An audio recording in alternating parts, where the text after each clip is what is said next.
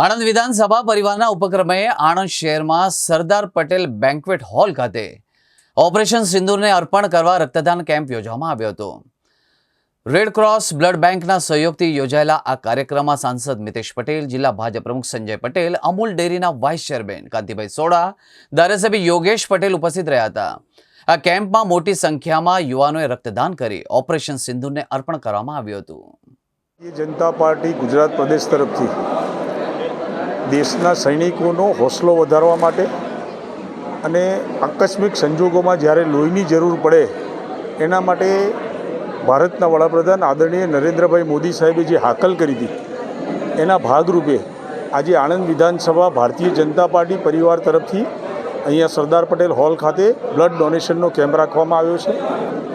જ્યારે દેશના સૈનિકો સરહદ ઉપર પોતાનું લોહી વહાવતા હોય ત્યારે આપણી પણ એક નમ્ર ફરજ છે કે આપણે ફૂલ લઈને ફૂલની પાંખડી એમને એક ટીપું લોહી પણ આપીશું તો આપણે દેશની સેવા કર્યા બદલ થશે। આજે અમારો આણંદ વિધાનસભા પરિવાર આજે અહીંયા પધાર્યા છે અને બધા બ્લડ ડોનેટ કરી રહ્યા છે। ભારતીય જનતા પાર્ટી અને ગુજરાત સરકાર દ્વારા હમણાં જે પરિસ્થિતિ ઊભી થઈ હતી એને અનુલક્ષીને સમગ્ર ગુજરાતના તમામ વિસ્તારોની અંદર બ્લડ ડોનેશન કેમ્પ કરવાનું આયોજન કરવામાં આવ્યું હતું। એના ભાગરૂપે આણંદ જિલ્લામાં 7 વિધાનસભામાં 7 જગ્યાએ બ્લડ ડોનેશન કેમ્પ કરવાનું આયોજન કરવામાં આવ્યું।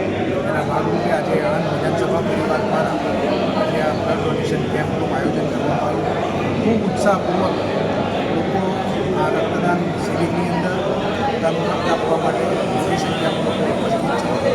જ્યારે પણ દેશને જરૂર પડે ત્યારે ગુજરાતના લોકો હંમેશા દેશ સેવા માટે આગળ હોય છે।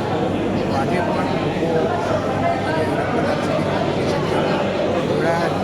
આ આયોજન બદલ હું ધારાસભ્ય શ્રી મિતેશભાઈ પટેલ અને અમારી સંગઠનની સૌ ટીમને ખૂબ ખૂબ